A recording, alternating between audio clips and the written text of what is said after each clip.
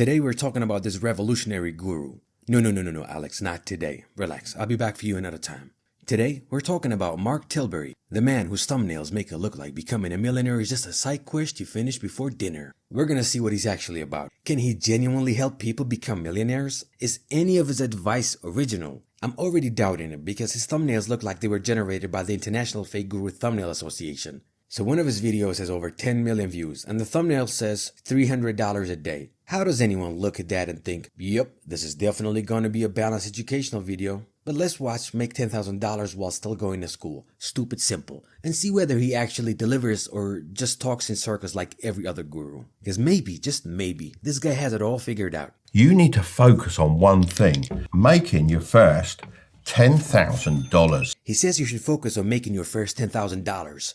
Alright boys, time to manifest 10 grand. I can tell you that first $10,000 was the hardest to make. Once I figured out how to make 10K once, I knew I could do it again and again. Look at what he says here. He says the first $10,000 was the hardest, and once he made it, he knew he could do it again. No, buddy, that's not how life works. Making $10,000 once does not unlock some secret money multiplier where you can just keep doubling it until you're like Jeff Bezos.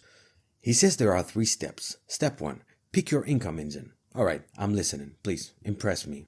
He says you need something with a low startup cost that puts cash in your pocket every day. Then he gives 4 options. In-person services. So, work? His millionaire blueprint starts with getting a job. And to be fair, working is a good advice. But don't sell me a $10,000 blueprint if step 1 is literally go mow someone's lawn. By this logic, if you walk enough dogs, you'll eventually become Warren Buffett. Option 2. Sell local products, baked goods, handmade items. Again, this is actually decent advice. Work, provide value, get paid. No complaints there, but remember, this video promised a roadmap to 10 grand while you're still in school.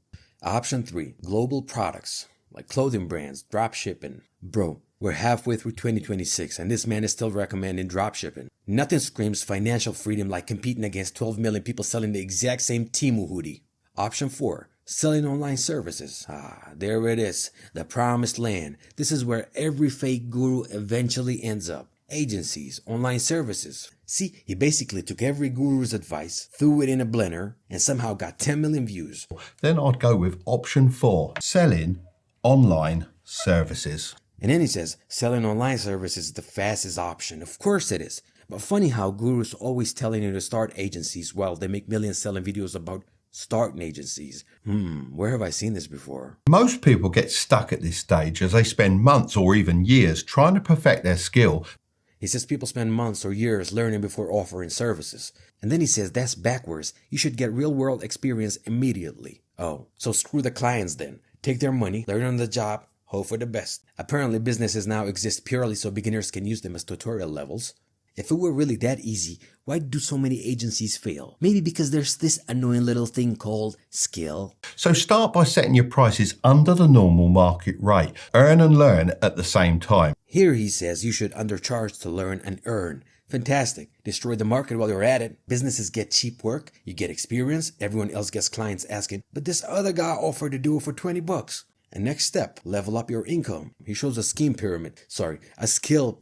For a second, I got nervous. Instead of being a video editor for small YouTubers, you could edit videos for an entrepreneur. Now look what he says here. He says certain industries pay more. Instead of working for small YouTubers, work for entrepreneurs. Oh, right, because entrepreneurs are obviously sitting there refreshing LinkedIn thinking, I really hope someone with zero experience messages me today. Yeah, maybe Imangaji finds me out. Yeah, I can imagine Imangaji just looking up, where is he? Where's the unskilled worker? He says you need reach, like you need to get yourself out there. I was looking for a graphic designer. First thing I did was look on TikTok for people who made... Then he says he found a graphic designer on TikTok. I understand the point he's making, but come on. Do you honestly think business owners spend their evenings scrolling TikTok hoping the algorithm blesses them with their next accountant or video editor? And what about the tens of thousands of people posting every day who never got noticed? Now he starts talking about automation and then slaps you with a sponsor. Of course, I don't blame him for making money. I do sponsorships too. Well, probably not because nobody likes me.